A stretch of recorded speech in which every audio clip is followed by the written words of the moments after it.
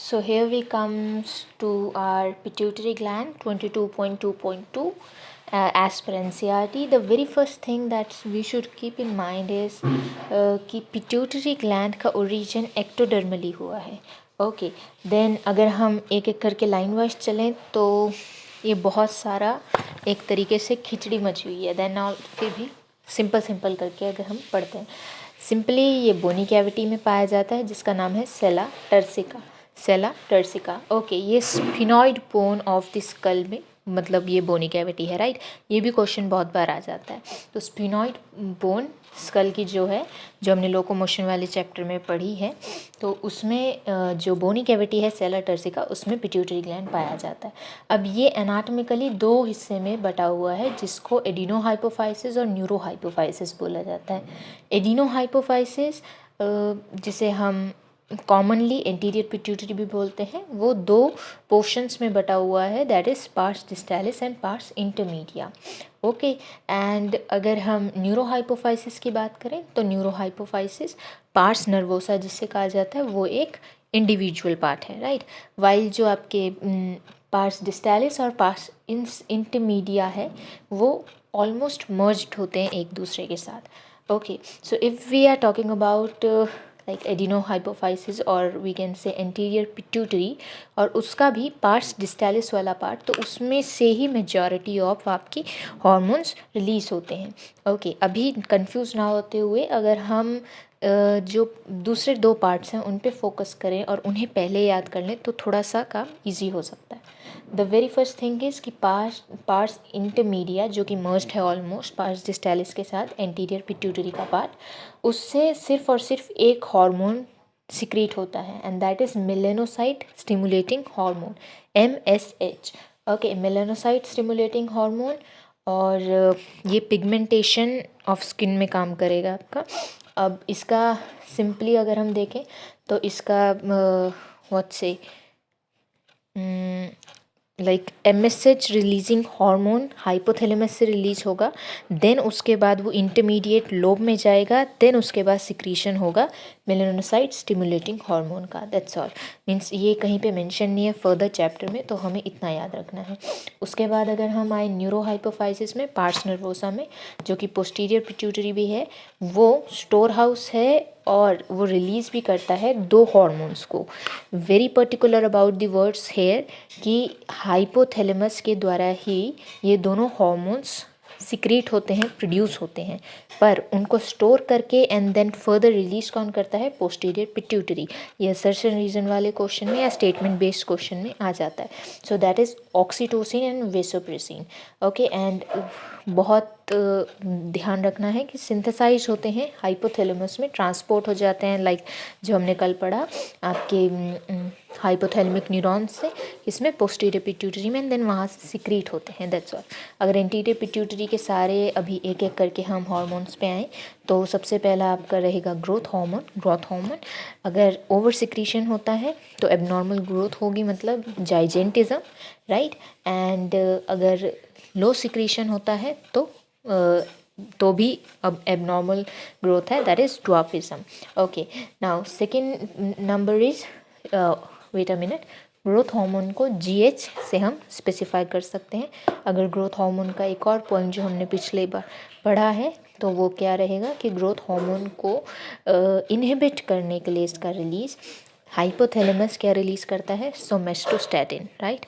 एक छोटा सा रिवीजन था. Coming next prolactin is PRL. Okay prolactin आपका दो काम करता है बिल्कुल भी कंफ्यूज नहीं करना है इसको ऑक्सीटोसिन से. इसलिए प्रोलैक्टिन आपका मेमोरी ग्लैंड्स की ग्रोथ करेगा और उनमें फॉर्मेशन ऑफ मिल्क करेगा. Simple as that. Prolactin is entirely focusing on our like mammary glands right. So growth of mammary glands and formation of milk. That's all. Third point is third hormone is thyroid stimulating hormone TSH. And here it comes thyroid stimulating hormone. Name से ही पता चल रहा है secretion of thyroid hormones through thyroid glands from thyroid gland.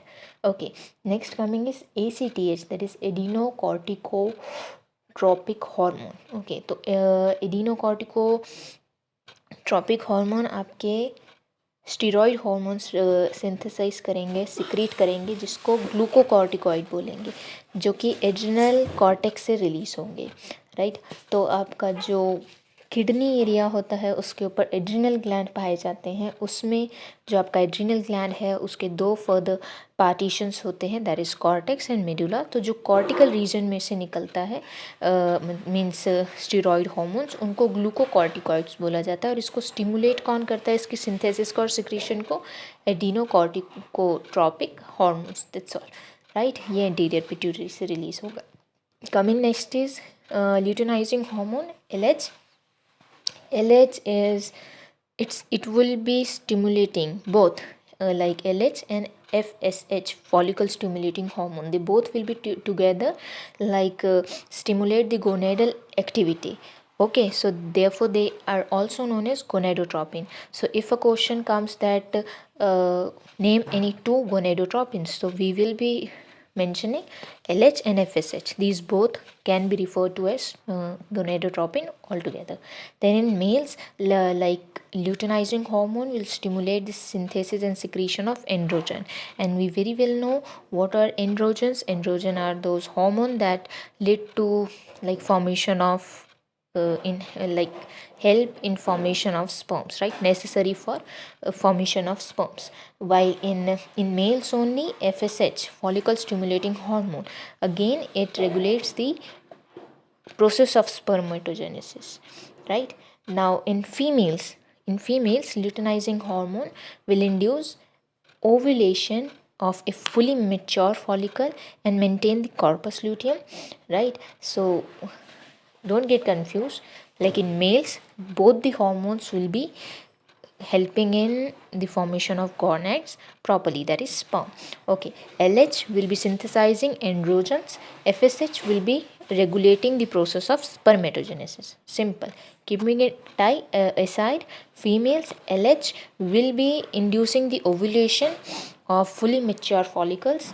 If you are in class 12th, you very well know that LH search होता है 14th day of the menstrual cycle से, and उसकी वजह से ओव्यूलेशन हो जाता है एक फुली मेच्योर फॉलिकल में से। एंड सेकेंड वर्क LH का क्या है, जो कॉर्पस ल्यूटियम, जो फर्दर जो रेमिनेंट रह जाता है ग्राफियन फॉलिकल का ओव्यूलेशन के बाद, उसको कॉर्पस ल्यूटियम कहेंगे, और उसको लाइक बनाए रखने का काम आपका LH का रहता है। वहीं इन फीमेल्स FSH का काम रहेगा growth and development of ovarian follicle, simple as that. Okay, then coming आपका सेम, मतलब अगर हम पैराग्राफ के अकॉर्डिंग चले, MSH इन्होंने अब बताया है, हमने पहले ही उसको क्लियर कट कर लिया था कि पिगमेंटेशन ऑफ स्किन में काम करता है, मेलेनोसाइट्स पे काम करता है, जो कि मेलेनिन कंटेनिंग सेल्स होते हैं। ओके, और अब आ जाते हैं हम neuro hypophysis, pars nervosa, posterior pituitary के दोनों जो हॉर्मोन्स वो सिक्रीट करता है स्टोर करने के बाद, that is oxytocin and vasopressin. See oxytocin is going to help to the muscles of the body, like of our body, and stimulate contraction. How come? See, when the child is ejected from a mother's body, or like that delivery point, so there it stimulates the vigorous contractions of this uterus, so that the child would get pushed out, right. And the second thing is milk production in mammary glands. So a thing that is like very normal कि हम prolactin और oxytocin के जो काम हैं उनको means confuse कर लेते हैं। So prolactin we can learn it by pro means पहले, ऐसे हम कर सकते हैं। So before the birth of a child or formation of mammary glands and formation of milk, that's all. After the birth of child or during the birth of child, oxytocin will be on work, like stimulating the contraction in the smooth muscles of uterus, then milk ejection from the mammary gland, that's all. Then vasopressin is the one that mainly acts on kidney and stimulate the reabsorption of water and electrolytes. I think if you have read that excretion wala chapter properly, so this will be okay, right. So therefore अगर आपका loss of water हो जाता है urine के through, जिसे डायरूरेसिस process बोलते हैं, तो उसको फर्दर रीएब्जॉर्ब करने के लिए बॉडी में जो आपका हार्मोन हेल्प करता है, that is vasopressin, right. So therefore it is also known as anti diuretic hormone, ADH.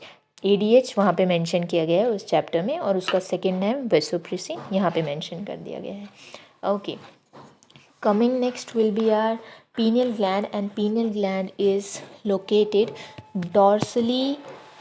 dorsal side of the forebrain. Now अब हम कैसे याद रखेंगे? सी, हाइपोथैलेमस डाइसेफेलॉन पार्ट का जो बेसल पार्ट है उसमें पाया जाएगा, राइट.